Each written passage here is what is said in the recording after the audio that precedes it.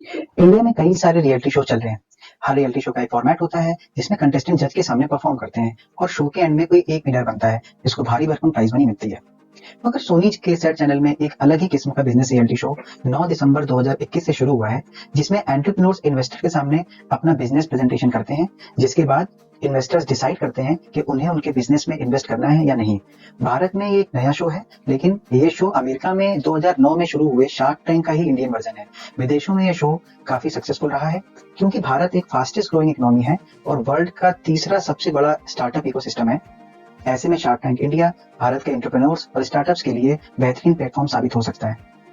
आज इस वीडियो में आपको मैं इसी रियलिटी शो के फंडे और इस शो से जुड़ी हुई कुछ बारीकियों के बारे में बहुत ही आसान भाषा में समझाने की कोशिश करूंगा। अगर इस शो के फॉर्मेट को अच्छे से समझना है तो वीडियो को अंत तक देखिए। आगे बढ़ने के पहले मेरी आपसे रिक्वेस्ट है कि आप मेरे चैनल को सब्सक्राइब कीजिए।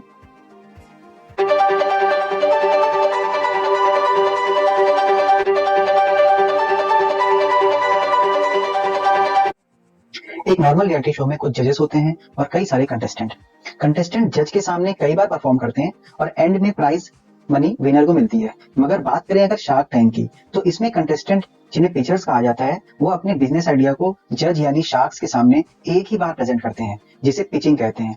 मान लीजिए आपके पास कोई ऐसा बिजनेस आइडिया है जो लोगों के फायदे का हो और जिससे काफी ज्यादा प्रॉफिट कमाया जा सकता है, तो आप उस आइडिया को बिजनेस मॉडल में कन्वर्ट करने के लिए फंडिंग की डिमांड रखेंगे। या आप पहले से कोई बिजनेस रन कर रहे हैं और आपको अपने बिजनेस को बढ़ाने के लिए इन्वेस्टमेंट की जरूरत है, तो शार्क टैंक ऐसे ही एंटरप्रेन्योर्स के लिए एक प्लेटफॉर्म है। बात करें अगर इसकी हिस्ट्री की, तो शार्क टैंक सबसे पहले 2009 में अमेरिका में शुरू हुआ, जो कि 2005 में शुरू हुए UK based reality show dragon 10 से इंस्पायर्ड है। जबकि सबसे पहले अगर देखा जाए तो ये शो जापान में 2001 में मनी टाइगर्स के नाम से शुरू हुआ था। तो 2009 से स्टार्ट होकर अभी तक ये शो ऑल ओवर वर्ल्ड में 40 कंट्रीज से भी ज्यादा देशों में दिखाया जा चुका है, जिसके करीब 180 सीजन्स आ चुके हैं। इस शो ने अभी तक करीबन 30 इंटरनेशनल अवार्ड्स भी अपने नाम किए हैं। इंटरनेशनली शार्क टैंक का लाइसेंस सोनी पिक्चर्स के पास है। शार्क टैंक की वेबसाइट में ही इस शो को समझने के लिए कुछ शब्दकोश बताए गए हैं, लेकिन इन शब्दकोश के अलावा भी कई सारे ऐसी टर्मिनोलॉजीज हैं जो कि प्रिंट एडमिनिस्ट्रेशन से जुड़े हुए लोगों को तो समझ में आ जाती है, लेकिन आम लोगों के पल्ले नहीं पड़ती। इन शब्दों के बारे में हम इस वीडियो में आसानी से समझेंगे। बात करें अगर शार्क टैंक इंडिया की, तो शार्क टैंक के इंडियन वर्जन में पूरे भारत से आए हुए करीबन 62,000 एप्लीकेशन में 198 बिजनेस आइडियाज को सिलेक्ट किया गया। अपने इन आइडिया को पिक्चर्स शार्क्स के सामने पिच करेंगे। इंडिया में ये शो स्टूडियो नेक्स्ट ने बनाया है। जैसा कि मैंने पहले भी बताया, इस शो में पिक्चर्स अपना बिजनेस आइडिया शार्क्स के सामने पिच करते हैं और उसके बाद वो अपने बिजनेस आइडिया की फंडिंग के लिए कुछ रकम की मांग रखते हैं। बदले में वो अपने बिजनेस की कुछ हिस्सेदारी शार्क्स को ऑफर करते हैं। शार्क्स पिक्चर का बिजनेस आइडिया समझने के बाद ये डिसाइड करते हैं कि उनको इन्वेस्टमेंट करना है या नहीं। बदले में शार्क्स भी पिक्चर से कई तरीके के सवाल पूछते हैं, जैसे बिजनेस कितना पुराना है, उससे कितना रेवेन्यू आता है, प्रोडक्ट या सर्विस की मार्केटिंग कैसे होती है, मार्जिन कितना है, वगैरह वगैरह। कई बार शार्क्स पिक्चर के ऑफर के बदले अपना काउंटर ऑफर भी रखते हैं। तो बात करते हैं अब शार्क्स की। पहले शार्क है अश्नीर ग्रोवर, जो कि मैनेजिंग डायरेक्टर हैं और को फाउंडर हैं भारत पे के। इन्होंने अभी तक शार्क इंडिया में लगभग 3.96 करोड़ का इन्वेस्टमेंट किया है 15 डील्स में। दूसरे शार्क हैं अनुपम मित्तल। ये को फाउंडर और सीईओ हैं मकान.com, शादी.com जैसे ऑनलाइन प्लेटफॉर्म्स के। इन्होंने अभी तक 16 डील्स में 3.71 करोड़ का इन्वेस्टमेंट किया है। तीसरे शार्क हैं अमन गुप्ता। ये को फाउंडर और मार्केटिंग डायरेक्टर हैं बोट के। Boat earphones, headphones, stereo, travel chargers और प्रीमियम केबल्स में डील करता है। इन्होंने अभी तक 23 डील्स में 6.69 करोड़ का इन्वेस्टमेंट किया। नेक्स्ट शार्क हैं नमिता थापर। ये एमिक्योर फार्मास्यूटिकल्स की सीईओ है। इन्होंने अभी तक 15 डील्स में लगभग 4.48 करोड़ का इन्वेस्टमेंट किया है। अगले शार्क हैं पीयूष बंसल। ये लेंसकार्ट के को फाउंडर और सीईओ है। इन्होंने भी लगभग 16 डील्स में 4.19 करोड़ का इन्वेस्टमेंट किया है। अगले शार्क हैं विनीता सिंह। ये को फाउंडर और सीईओ हैं शुगर कॉस्मेटिक्स की। इन्होंने अभी तक 6 डील्स में 1.52 करोड़ का इन्वेस्टमेंट किया है। अगली शार्क हैं गजल अलग को फाउंडर और सीईओ हैं मामा अर्थ की। इन्होंने अभी तक 6 डील्स में 90 लाख का इन्वेस्टमेंट किया है। तो समझते हैं अब शार्क टैंक इंडिया के कुछ टर्मिनोलॉजीज को। तो सबसे पहला जो टर्म है वो है बिजनेस। मतलब आप कोई भी ऐसा प्रोडक्ट या सर्विस स्टार्ट करते हैं जिससे लोगों का फायदा हो और जिससे अच्छा खासा प्रॉफिट कमाया जा सकता है, तो वो आपका बिजनेस आइडिया बन जाता है। दूसरा टर्म है आस्क। आस्क मतलब पिक्चर्स अपने बिजनेस के लिए जितनी रकम की मांग कर रहे हैं और अपने बिजनेस की कितनी हिस्सेदारी शार्क्स को ऑफर करते हैं, उनके इस ऑफर को ही आस्क बोला जाता है। उदाहरण के तौर पर आप अपनी चिप्स के बिजनेस को ग्रो करने के लिए शार्क से 50 लाख के इन्वेस्टमेंट की डिमांड करते हैं और उसके बदले में आप 10% इक्विटी शार्क्स को ऑफर करते हैं, तो ये ऑफर आस्क कहलाता है। नेक्स्ट टर्म है इक्विटी। बिजनेस की जो हिस्सेदारी इन्वेस्टमेंट की रकम के बदले पिचर शार्क को ऑफर करते हैं उसे इक्विटी कहा जाता है। ये परसेंट में होती है। कई बार शार्क्स काउंटर ऑफर में कुछ इक्विटी के साथ डेप्ट भी ऑफर करते हैं। तो डेप्ट और इक्विटी में डिफरेंस क्या है? डेप्ट में दी गई रकम को आपको एक फिक्स्ड इंटरेस्ट के साथ इन्वेस्टर को लौटाना पड़ता है, वहीं इक्विटी में इन्वेस्टेड अमाउंट को आपको वापस नहीं करना पड़ता, बल्कि उसके बदले अपने बिजनेस की कुछ हिस्सेदारी इन्वेस्टर को देनी पड़ती है। अगला टर्म है वैल्यूएशन। किसी बिजनेस या कंपनी की असल मालियत या अंग्रेजी में फेयर वैल्यू को वैल्यूएशन कहते हैं। वैल्यूएशन कैसे कैलकुलेट करते हैं? मान लें आप अपने चिप्स के बिजनेस के लिए 1 करोड़ का इन्वेस्टमेंट के बदले 20% की इक्विटी दे रहे हैं, तो आपके बिजनेस की वैल्यूएशन होगी 5 करोड़। ये जनरली इन्वेस्टमेंट अमाउंट में इक्विटी स्टेक को डिवाइड करके निकाला जाता है। कंपनी की एक्चुअल वैल्यूएशन ऑफर की गई वैल्यूएशन से कम भी हो सकती है। इसका मतलब ये होता है कि पिचर्स इन्वेस्टर को कम इक्विटी देना चाह रहा हो। ऐसी सिचुएशन में शार्क्स पिचर से कई और सवाल पूछते हैं, जैसे नेट सेल कितनी हुई, मार्जिन कितना है, कॉस्टिंग कितनी है, बिजनेस कितना पुराना है, प्रॉफिट कितना है, मार्केटिंग कैसे होती है, वगैरह। अगला टर्म है रेवेन्यू मॉडल। रेवेन्यू या बिजनेस मॉडल मतलब आप अपने बिजनेस से रेवेन्यू कैसे जनरेट कर रहे हैं। इसमें कई चीजें आ सकती हैं, जैसे प्रोडक्ट को सेल करने का तरीका, expense management, warehousing, shipping method, marketing strategy आदि। B2B, B2C, DTC ये एक तरह के बिजनेस मॉडल्स होते हैं जिसमें ये पता चलता है कि आप अपना प्रोडक्ट सेल कैसे कर रहे हैं। B2B यानी बिजनेस टू बिजनेस, जैसे आप साड़ी के सिर्फ फैब्रिक मैन्युफैक्चर करते हैं, साड़ी नहीं बनाते, मगर आप ये फैब्रिक किसी साड़ी बनाने वाली कंपनी को बेचते हैं, तो इस बिजनेस मॉडल को बोलेंगे B2B। दूसरा मॉडल है B2C मतलब बिजनेस टू कस्टमर, जैसे आप गारमेंट भी बना रहे हैं और डायरेक्ट कस्टमर को सेल ना करके होलसेलर या रिटेलर के थ्रू सेल कर रहे हैं, तो उसको हम बोलेंगे B2C। अगला मॉडल है DTC। DTC मतलब डायरेक्ट टू कस्टमर। इसमें आप किसी रेडीमेड प्रोडक्ट को बना रहे और आप और कस्टमर के बीच में जो बैरियर्स हैं, जैसे होलसेलर और रिटेलर्स को हटा देना चाहते हैं।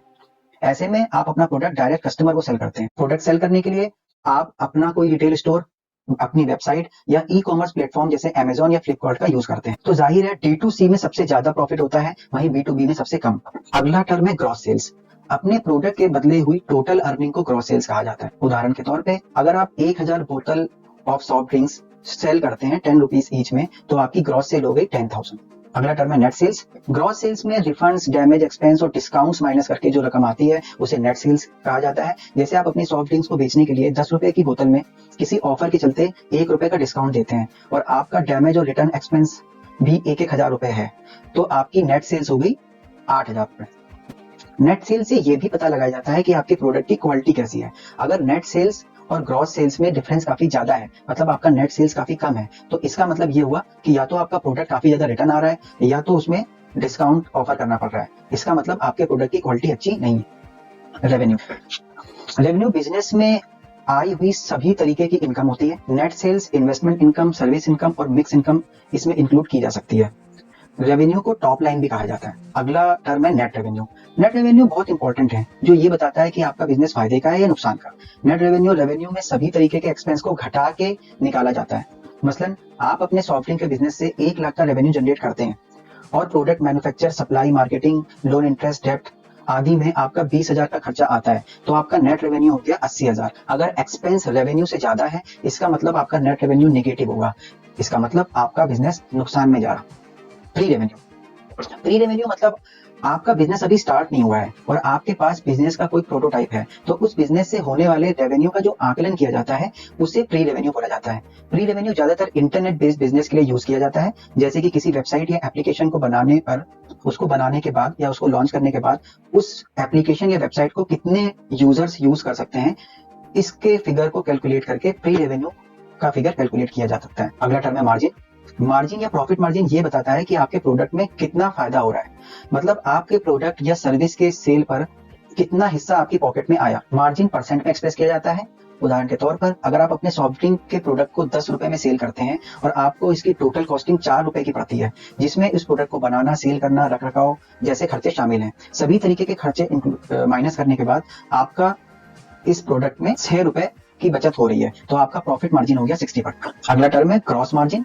ग्रॉस मार्जिन नेट सेल्स में कॉस्ट ऑफ गुड्स सोल्ड, इसे COGS भी बोलते हैं, उसको घटाकर उसके परसेंट कर कैलकुलेट किया जाता है। कॉक्स में रॉ मटेरियल की कॉस्ट और प्रोडक्ट को बनाने के लिए सीधे तौर पे जो रकम लगती है उसे कहते हैं। इसमें सेलिंग और जनरल एडमिनिस्ट्रेशन का एक्सपेंस नहीं आता। जबकि नेट मार्जिन ग्रॉस मार्जिन में से cost, shipping cost, customer acquisition cost, ऐसे सभी तरीके के एक्सपेंस को घटाकर निकाला जाता है।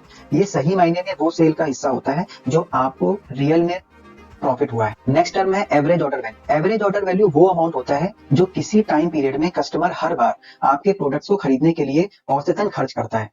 जनरली ये टोटल रेवेन्यू या टोटल सेल्स में नंबर ऑफ ऑर्डर्स को डिवाइड करके निकाला जाता है। उदाहरण के लिए अगर किसी हफ्ते आपका टोटल रेवेन्यू 4,000 रुपए है और आपके टोटल 160 ऑर्डर्स आए हैं, तो आपका एवरेज ऑर्डर वैल्यू हो गया 4,000 डिवाइडेड बाई 160 मतलब 2500। सेल्स स्प्लिट, मान लीजिए आप एक ही बिजनेस में एक से ज्यादा प्रोडक्ट को सेल करते हैं, तो उस सेल में हर प्रोडक्ट की अलग अलग कितनी परसेंट सेल होती है उसे सेल्स स्प्लिट बोला। डाइल्यूशन, जब कोई कंपनी किसी को नया शेयर देती है तो अभी के शेयर होल्डर्स की मालिकाना हैसियत में जितने प्रतिशत की कमी आती है उसे डाइल्यूशन कहते हैं। उदाहरण के तौर पर अगर आपके बिजनेस में 2 को फाउंडर हैं जिनके पास 50-50% शेयर्स हैं और आपने 20% शेयर देकर किसी एक नए पार्टनर को बनाया है, तो करंट पार्टनर्स की डाइल्यूशन हो जाएगी 10% ईच, मतलब अब उनकी हिस्सेदारी घट के 40% हो जाएगी, तो डाइल्यूशन हो गया 10%। परचेज ऑर्डर, परचेज ऑर्डर एक तरह का पेपर या डॉक्यूमेंट है जो किसी प्रोडक्ट की एक्स क्वांटिटी परचेज करने के लिए किसी बायर द्वारा सप्लायर को दिया जाए। अगला टर्म है स्केलेबिलिटी। आपकी कंपनी की प्रोडक्ट्स की बढ़ी हुई डिमांड या बढ़े हुए वर्कलोड को फुलफिल कर पाने की एबिलिटी को स्केलेबिलिटी बोला जाता है। अगर आप किसी प्रोडक्ट के 1000 पीस आज बना रहे हैं और आपके पास 1 लाख पीसेस का ऑर्डर आ जाता है, तो आप उस ऑर्डर के डिलीवर कर पाएंगे या नहीं कर पाएंगे, ये दिखाएगा कि आपका बिजनेस मॉडल कितना स्केलेबल। प्रोडक्ट्स की डिमांड बढ़ने और उसकी सप्लाई फुलफिल करनी है, तो आपको अपनी कंपनी को एक्सपेंड करना होगा, जो कि तभी पॉसिबल है जब आपका बिजनेस मॉडल स्केलेबल। एसकेयू या stock keeping unit, SKU inventory management से रिलेटेड है, जो कि कोई रिटेलर या सप्लायर अपने प्रोडक्ट्स या प्रोडक्ट टाइप को एक दूसरे से अलग रखने के लिए यूज करता है। एसकेयू से ये पता चलता है कि आपके बिजनेस में कितने टाइप के प्रोडक्ट्स हैं। एसकेयू प्रोडक्ट्स को ट्रैक, अपडेट, मैनेज करने में काफी फायदेमंद होता है। एसकेयू एक अल्फा न्यूमेरिक कोड भी हो सकता है जो कि बार कोड में यूज किया जाता है। नेक्स्ट टर्म है प्रोटोटाइप। किसी बिजनेस के स्टार्ट होने के लिए प्रोडक्ट या सर्विस का एक वर्किंग मॉडल तैयार किया जाता है, जिसे प्रोटोटाइप कहते हैं। प्रोटोटाइप स्टार्टिंग सैंपल होता है जो कि एंड प्रोडक्ट या कमर्शियल प्रोडक्ट बनाने में काफी मददगार साबित हो सकता है। असल एंड प्रोडक्ट प्रोटोटाइप से अलग हो सकता है, कई बार एंड प्रोडक्ट प्रोटोटाइप से लेस फीचर लोडेड होता है। अगला टर्म है ब्रांड नेम या ब्रांडिंग। ब्रांड नेम किसी प्रोडक्ट को सेल करने के लिए बहुत ही जरूरी होता है। ब्रांड नेम होने से आपके प्रोडक्ट्स को इजीली पहचान मिल सकती है। ब्रांड नेम आपके प्रोडक्ट को दूसरे प्रोडक्ट से अलग बनाने के लिए यूज होता है। अच्छा ब्रांड नेम कस्टमर्स के दिमाग में आपके प्रोडक्ट की एक तस्वीर बना देता है और कस्टमर आपके प्रोडक्ट से इमोशनली कनेक्ट हो पाता है। अगला टर्म है पेटेंट। पेटेंट एक तरीके का इंटेलेक्चुअल प्रॉपर्टी राइट होता है जिससे पेटेंटर अपने इन्वेंशन को किसी और को बनाने, बेचने, इंपोर्ट करने या यूज करने से रोक सकता है। कोई भी पेटेंटेड प्रोडक्ट को आपकी परमिशन के बिना कॉपी नहीं किया जा सकता। अगर आपको लगता है कि आपका इन्वेंशन यूनिक है और इससे पहले कोई भी ऐसा इन्वेंशन नहीं हुआ, तो आप उस प्रोडक्ट को पेटेंट करा सकते हैं। अगर आप अपने इन्वेंशन को बल्क में मैन्युफैक्चर करना चाहते हैं और बट करने में असमर्थ हैं, तो आप उससे रेवेन्यू कमाने के लिए अपने उस इन्वेंशन को किसी मैन्युफैक्चरिंग कंपनी को उसको बनाने का राइट दे सकते हैं। उसके बदले में वो कंपनी आपको वन टाइम पेमेंट या रॉयल्टी दे सकती है। पेटेंट 20 साल के लिए ही वैलिड होता है। 20 साल के बाद वो इन्वेंशन पब्लिक हो जाता है और कोई भी उसे यूज कर सकता है। अगला टर्म है कॉपीराइट। कॉपीराइट भी एक तरीके का आईपीआर है। कई बार आपने किसी गाने, वेबसाइट में इस तरीके का लोगो देखा होगा जो कि कॉपीराइट का होता है। कॉपीराइट ज्यादातर म्यूजिक, सॉन्ग्स, वेबसाइट्स, बुक्स आदि के लिए प्रयोग किया जाता है। अगला टर्म है ट्रेडमार्क। ट्रेडमार्क भी एक प्रकार का आईपीआर का फॉर्म है। ट्रेडमार्क किसी तरीके का सिंबल, स्लोगन, साइन या डिजाइन हो सकता है जो आपके प्रोडक्ट या सर्विस को अलग पहचान कराता है। ट्रेडमार्क कोई ब्रांड नेम हो सकता है जैसे एप्पल और मैकडॉनल्ड्स। प्रोडक्ट नेम भी हो सकता है जैसे आईफोन और मैकाडो टिक्की। कोई लोगो हो सकता है जैसे एप्पल का कटा हुआ सेब और मैकडॉनल्ड्स का एम शेप, या कोई स्लोगन भी हो सकता है जैसे think different, I am doing it, just do it. अगला टर्म है ट्रेड सीक्रेट। अगर कोई कंपनी अपने प्रोडक्ट के फॉर्मुलेशन को छुपा के रखना चाहती है, तो वो उसका ना ही पेटेंट कराती है, ना ही उसका कोई कॉपीराइट लेती है, तो उसे ट्रेड सीक्रेट कहते हैं। क्योंकि पेटेंट 20 साल के लिए ही वैलिड होता है और 20 साल के बाद कोई भी उसे यूज कर सकता है, इसलिए कंपनी अपने फॉर्मूले को छुपाने के लिए ऐसा करती है। जैसे कोका कोला का ट्रेड सीक्रेट है उसकी ड्रिंक का फॉर्मुलेशन। अगला टर्म है कमोडिटी बिजनेस। ये रॉ मटेरियल का बिजनेस होता है। इसमें कोई मैन्युफैक्चर्ड प्रोडक्ट का बिजनेस नहीं होता, जैसे कि शुगर, कोकोआ फ्रूट आदि। कमोडिटी बिजनेस में माल को किलो के भाव में बेचा जाता है, तो बायर जहां से भी माल सस्ता मिलता है वहां से उठा लेता है। कमोडिटी बिजनेस में ब्रांडिंग कर पाना बहुत ही मुश्किल होता है। अगला टर्म है ओईएम। ओईएम मतलब ओरिजिनल इक्विपमेंट मैन्युफैक्चरर। ओईएम एक कंपनी होती है जो कि बनाती है या डेवलप करती है ऐसी चीजें जिन्हें की दूसरी कंपनी अपने प्रोडक्ट्स को बनाने के लिए एज अ कंपोनेंट इस्तेमाल करती है। ऐसी दूसरी कंपनी को वैल्यू एडेड रीसेलर या VAR भी बोला जाता है। अगला टर्म है परपेचुइटी। परपेचुइटी एक फिक्स इनकम होती है जो किसी प्रोडक्ट की हर सेल पर इन्वेस्टर को मिल सकती है जब तक कि वो प्रोडक्ट सेल होता रहेगा। जैसे किसी चिप्स के बिजनेस में कोई इन्वेस्टर कहता है कि इस प्रोडक्ट की हर सेल पर मुझे 50 रुपए एज अ परपेचुइटी चाहिए, मतलब वो चिप्स जब तक बिकेगी तब तक उस इन्वेस्टर को 50 रुपए हर चिप्स के पैकेट की सेल पे मिलते रहे। अगला टर्म है एडवाइजरी शेयर। कंपनी को चलाने के लिए एक एडवाइजरी बोर्ड हो सकता है जिनके एडवाइस लेकर कंपनी चलाई जा रही हो, बदले में उनको दिए गए शेयर को एडवाइजरी शेयर कहा जाता है। अगला टर्म है कस्टमर एक्विजिशन कॉस्ट। अपने बिजनेस या कस्टमर बेस बढ़ाने के लिए जो एक्सपेंस किया जाता है उसे कस्टमर एक्विजिशन कॉस्ट कहते हैं, जैसे कि एडवर्टाइजमेंट। अगला टर्म है ओवरहेड। ओवरहेड वो एक्सपेंस होते हैं जो डायरेक्टली प्रोडक्ट के मैन्युफैक्चर से रिलेटेड नहीं होते, जैसे रेंट, लीगल फीस, इंश्योरेंस आदि। जबकि G&A जो कि कहलाता है जनरल एंड एडमिनिस्ट्रेटिव कॉस्ट, जैसे कि नाम से स्पष्ट है कि ये बिजनेस को एडमिनिस्ट्रेट करने के लिए जो फिक्स एक्सपेंस आता है उससे G&A बोला जाता है। अगला टर्म है एक्वायर। एक्वायर का मतलब होता है अगर कोई एक कंपनी दूसरी कंपनी को एक्वायर कर ले, मुख्यतः उस कंपनी के एम्प्लॉयज को अपने कंपनी में शामिल करने, तो उसे एक्विहायर बोला जाता है। ये बहुत ही कॉमन आइडिया है जिसमें बड़ी कंपनी छोटे टेक स्टार्टअप्स को खरीद लेते हैं ताकि उस स्टार्टअप के फाउंडर्स या उसकी टैलेंटेड टीम को हायर किया जाए। अगला टर्म है क्लाउड किचन। क्लाउड किचन एक तरह का डिलीवरी ओनली किचन होता है जिसमें ना ही कोई डाइनिंग स्पेस होता है, ना ही कोई फैंसी इंफ्रास्ट्रक्चर होता है, ना ही वेटर्स होते हैं और ना ही फर्नीचर होते हैं। ये केवल ऑनलाइन ऑर्डर ही एक्सेप्ट करते हैं, इसीलिए इसे क्लाउड किचन बोला जाता है। अगला टर्म है होरेका। होरेका मतलब hotel, restaurant and cafe business. अगला टर्म है QSR। QSR मतलब क्विक सर्विस रेस्टोरेंट। ये एक तरीके का रेस्टोरेंट होता है जिसमें फास्ट फूड क्विजिन को कस्टमर को कम से कम टाइम में दिया जाता है, जिसमें कम से कम टेबल सर्विस होती है। तो आई होप गाइज ये वीडियो आपको पसंद आया हो और इस वीडियो को देखने के बाद आपके कई सारे डाउट्स क्लियर हुए होंगे। अगर आपको ये वीडियो पसंद आया हो तो आप इस वीडियो को लाइक और शेयर कर सकते हैं, और हाँ, हमारे चैनल को भी सब्सक्राइब कीजिए। Thank you guys.